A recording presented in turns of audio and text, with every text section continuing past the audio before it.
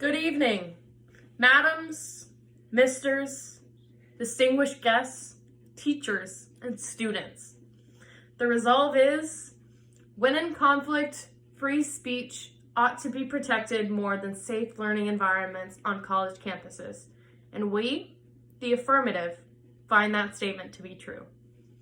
The first speaker from the negative side has tried to tell you that safety takes precedence over free speech, individualism, and creativity when in conflict on a college campus. Although safety is very important when in conflict, the freedom of expression that a person has is the only thing allowing the conflict to occur. Without the freedom of being able to speak freely, there would be no controversy between one another. She also said that safe spaces are not meant to stifle individuality or freedom of expression. However, if it's a safe space taking away your freedom of speech, it is also taking away your individuality, which is your freedom. Each person has a different mindset on various topics, thus creating your individuality. You have every right to think something is right or wrong and voice your opinion. The larger picture that should be discussed is when to express your thought and when to refrain from doing so. A safe space should be a space that you feel comfortable enough to freely express yourself. If in a safe space you are not meant to be an individual, then it is not safe. It is taking away your freedom.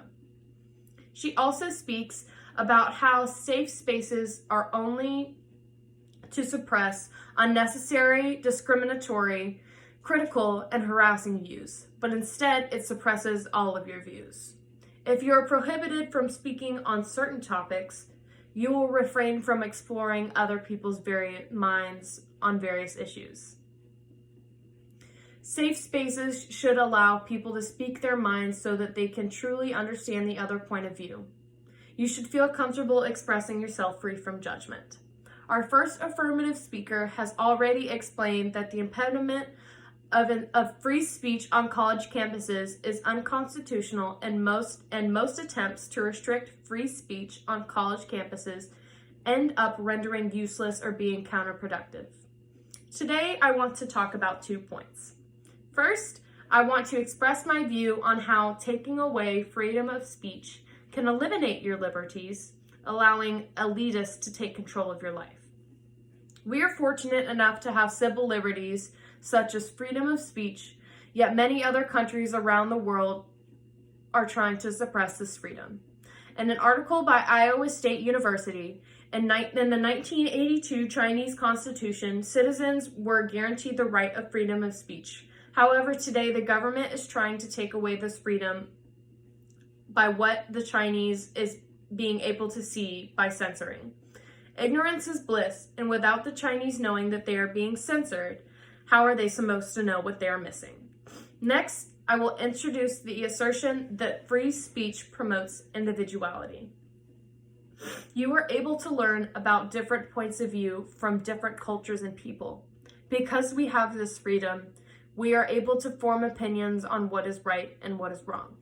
When it comes to our government, we are able to speak freely about injustices we feel are prevalent because of our First Amendment.